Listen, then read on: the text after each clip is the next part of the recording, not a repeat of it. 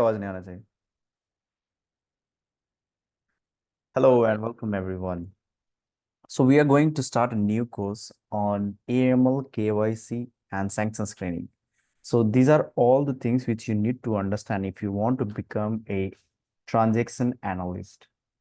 So let's understand that, but before that, let's understand what we are going to learn in this particular syllabus. All right. So about the course, this AML KYC course provides a comprehensive overview of processes involved in monitoring transactions, knowing your customers to make risk-free transactions. This course provides understanding of various processes of understanding risk associated to the transactions, money laundering, know your customer, that is KYC, customer due diligence, enhanced due diligence, sanction screening on the messages, clearing and settlement processes. So who should basically attend this particular course?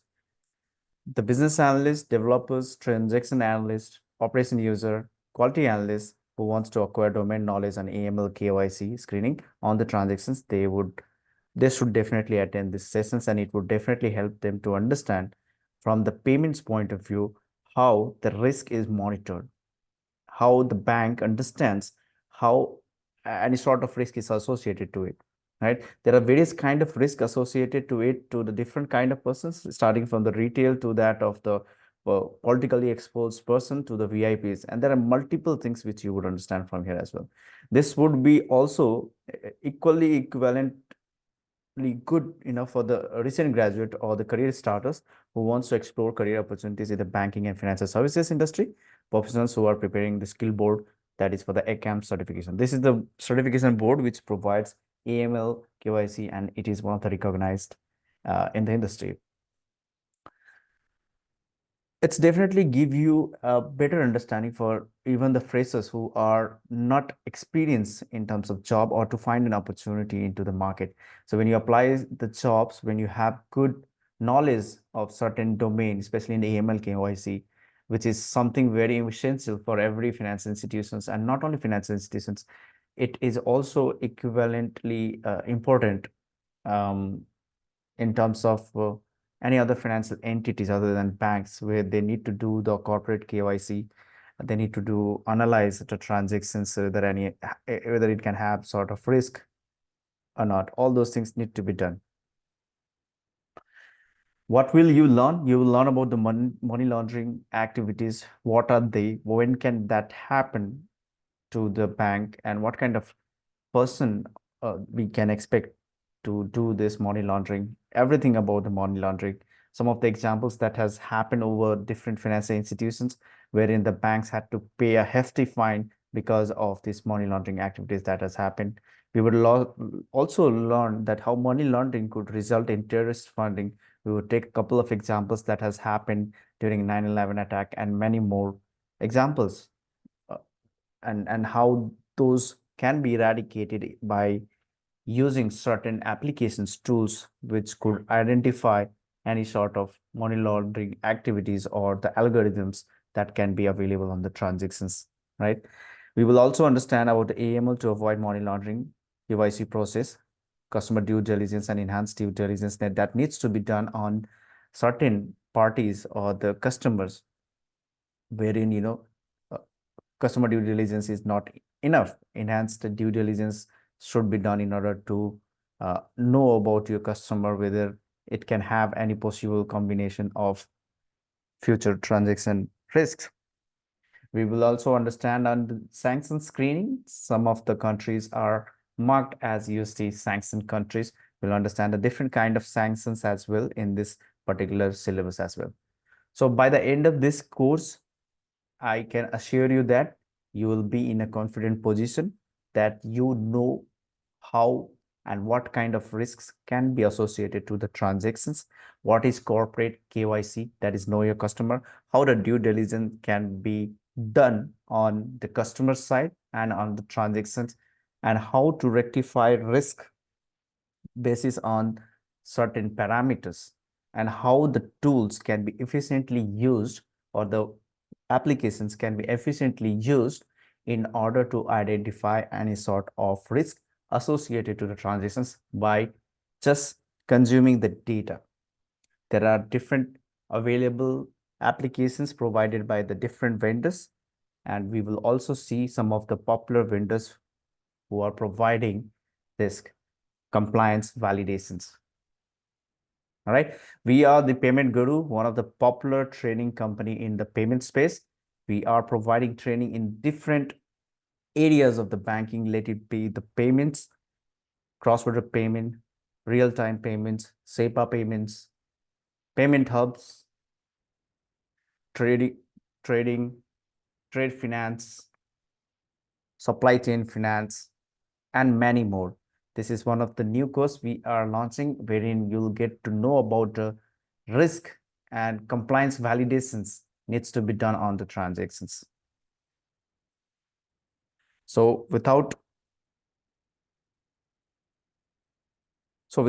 losing any more time, let's get started with our first topic, which is about money laundering. So what is money laundering? You would have heard about this money laundering happening, but you need to understand the definition or the concept of the money laundering.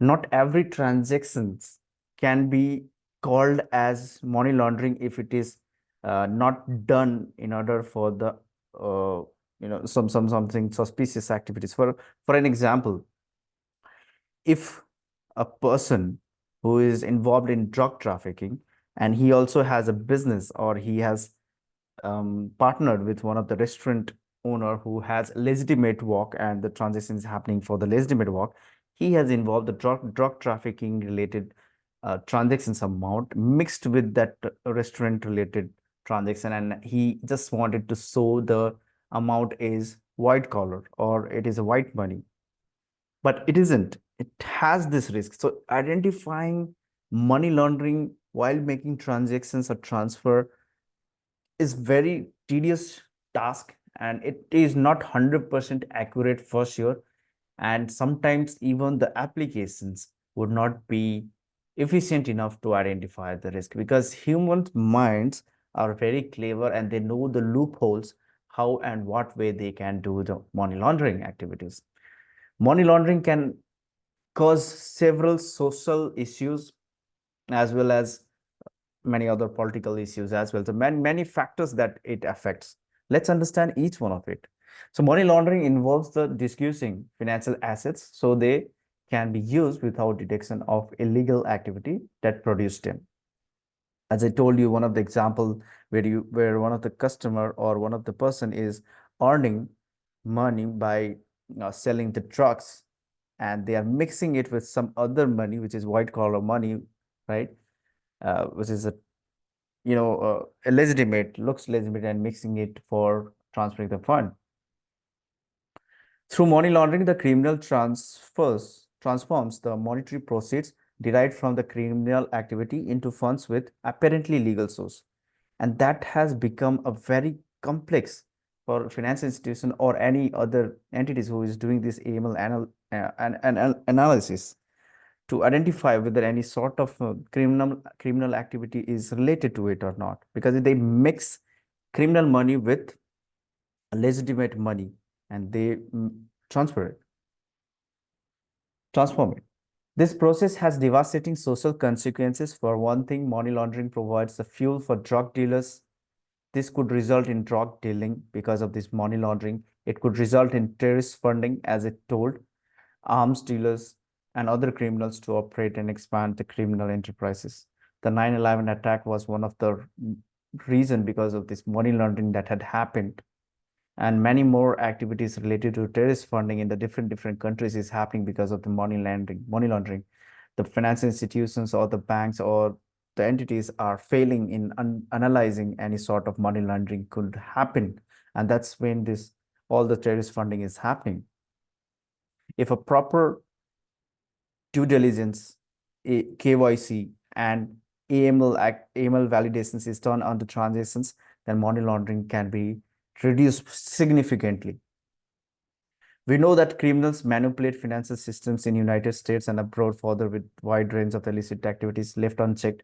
Money laundering can erode the integrity of the US or any of the country's financial institutions. So what is an example of money laundering? One of the example I have already uh, given you, where the terrorist, sorry, not about terrorist, is a drug dealer mixing it with that of the restaurant. So cash earned illegally from selling drugs may be laundered through highly cash intensive business such as laundrette or restaurant, where the illegal cash mingled with the business cash before deposit. The types of business are often referred to as fronts.